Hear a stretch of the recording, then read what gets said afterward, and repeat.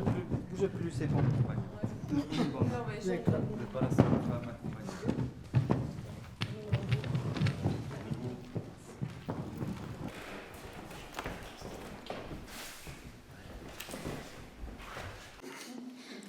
Quand je vais raconter à ma famille, à 70 ans, j'ai fait du théâtre, ils n'ont pas fini de rigoler. Au début, je voulais même pas venir comme monsieur. Non, mais hier, je suis rentrée de cette expérience, puis chez moi, j'avais plus mon courrier. Et puis j'avais une facture du CHU, une facture de CIGES, le Centre d'information et gestion d'économie de la santé, j'avais Sanitas. Je me suis dit, bah tiens, tout ce que j'ai vécu là, ça va au-delà de tout ça. C'était beaucoup plus fort que tout ça, puis je suis autre chose que tout ça. La maladie est un poids affectif très important. D'ailleurs, ce poids est psychosocial.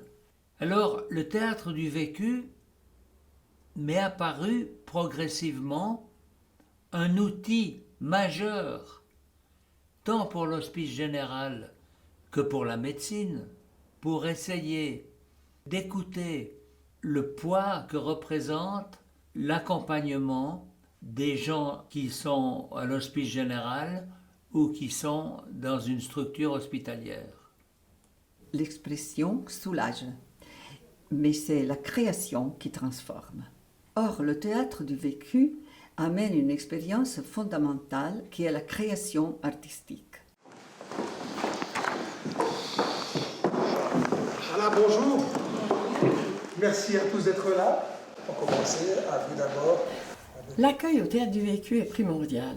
Il faut que les participants se sentent attendus, bienvenus et respectés. Bonjour, Marcos. Bonjour. Parce qu'on reçoit chez nous des gens qui ont été parfois malmenés par la vie.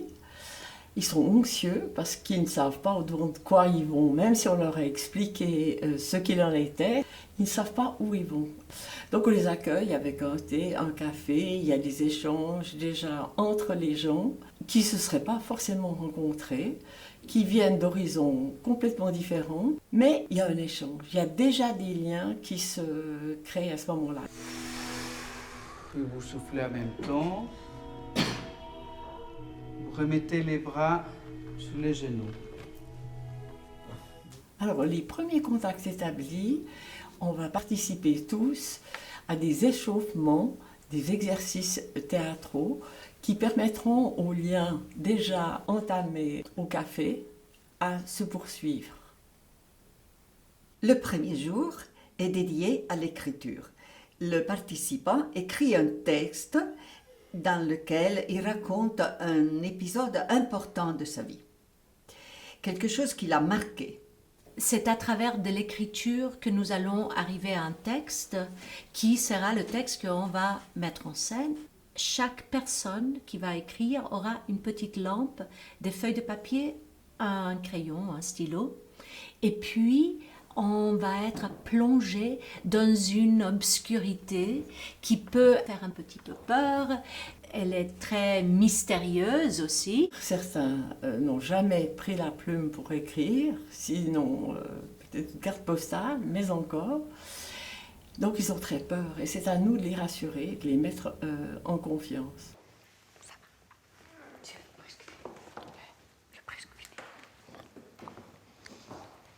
Au départ, on a demandé aux gens d'écrire quelque chose sur leur vie. Un texte maximum une page et demie. On commence à écrire, il y a quelque chose qui prend vie en fait devant nous.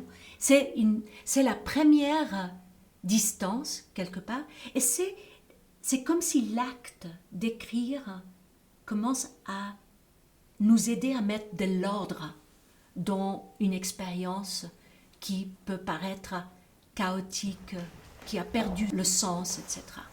L'acte de l'écrire va éclaircir, elle va nous révéler des choses insoupçonnées même de nous-mêmes.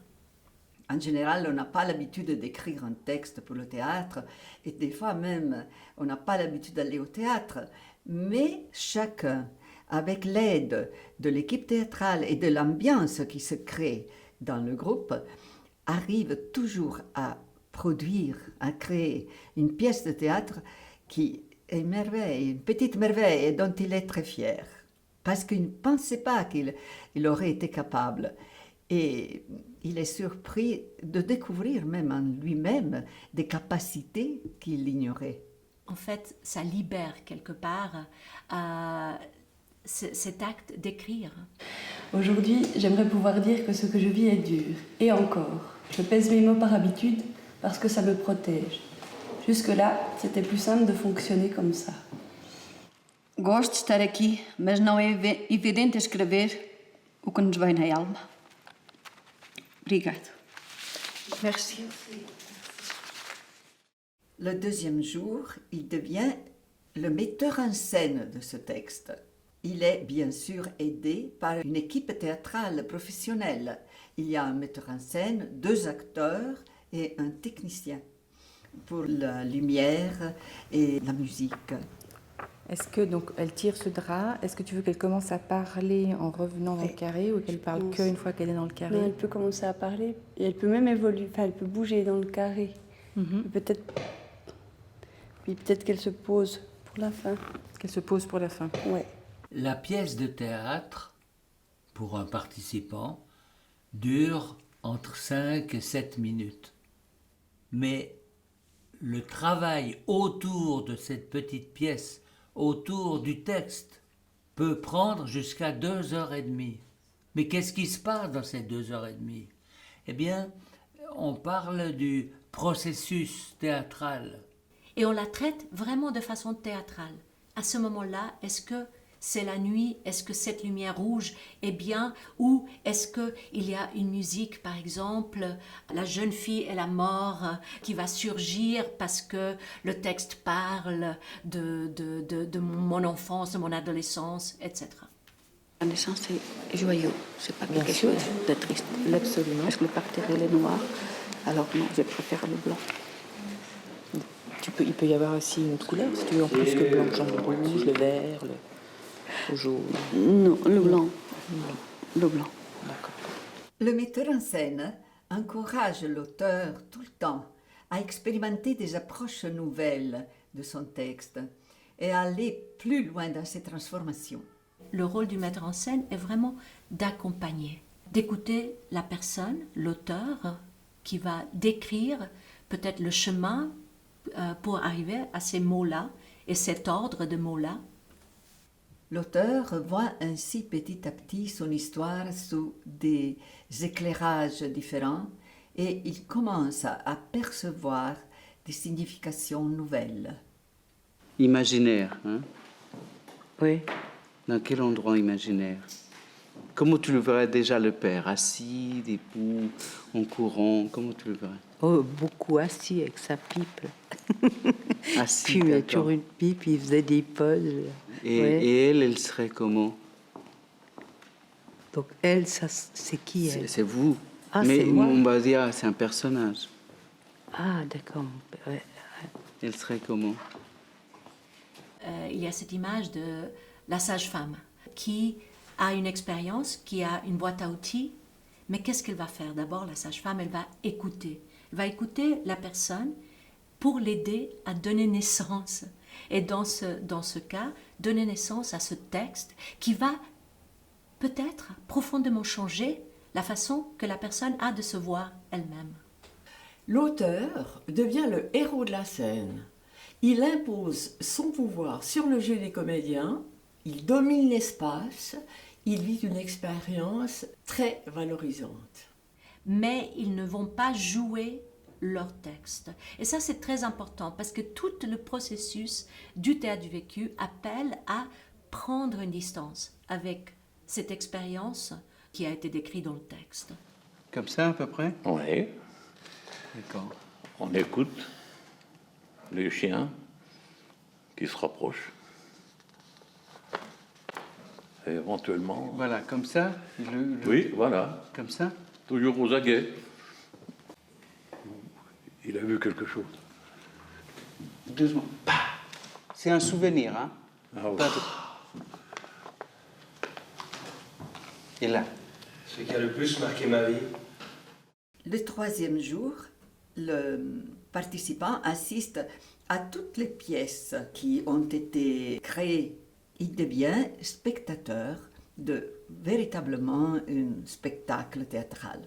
La première fois qu'on a entendu le texte, on a perçu quelque chose. Le troisième jour, on va l'entendre si différemment, si transformé, si changé, aussi incarné. Tout d'un coup, toutes ces pièces vont se mettre à vibrer et à résonner entre elles. Oui, c'est un moment de grande émotion. Et puis, il y a des moments de discussion en groupe, à chaque étape, où tout le monde participe. Alors, est-ce qu'il y a quelqu'un qui a envie de partager Cette distance, ça fait un léger après, vraiment un truc où j'avais l'impression de voir une pièce de théâtre ou un film, et puis je me disais, oh ben, c'est pas mon histoire, mais ça pourrait être la mienne, mais c'est plus léger maintenant. Je me sens vraiment, qu'il aurait cru, hein, moi je me sens complètement libérée par ces 3 jours. Ça permet de créer une dynamique de groupe qui change totalement l'attitude des participants singuliers. Ils font partie d'un groupe. Mon histoire n'est pas celle de mon voisin. Mais en fait, avec mon voisin, on a les mêmes problèmes. C'est une magie, ça. Ces 3 jours que j'ai passés enfin assez rapidement avec vous, ce sera un élément très, très important pour le reste de ma vie. Finalement, mon histoire, elle n'est pas meilleure, moins ou pire que les autres, il y en a des bien pires. Mais la richesse de ces 3 jours, c'est d'avoir rencontré tous ces gens, toutes ces personnes vraiment admirables. Je préfère être ici et avoir perdu une semaine de vacances, parce que ça va rester pour toujours. Mais vous avez vu cette richesse d'une rencontre de professionnels du théâtre, de souffrants sociaux, de malades qui ont une maladie de longue durée. Mais il y a un miracle qui se passe. Alors venez participer à ce miracle et venez faire un théâtre du vécu. Et puis si on dit qu'on a de la chance de faire ça, oui d'accord, on a de la chance parce qu'on a eu le courage de participer. Alors c'est plus de la chance.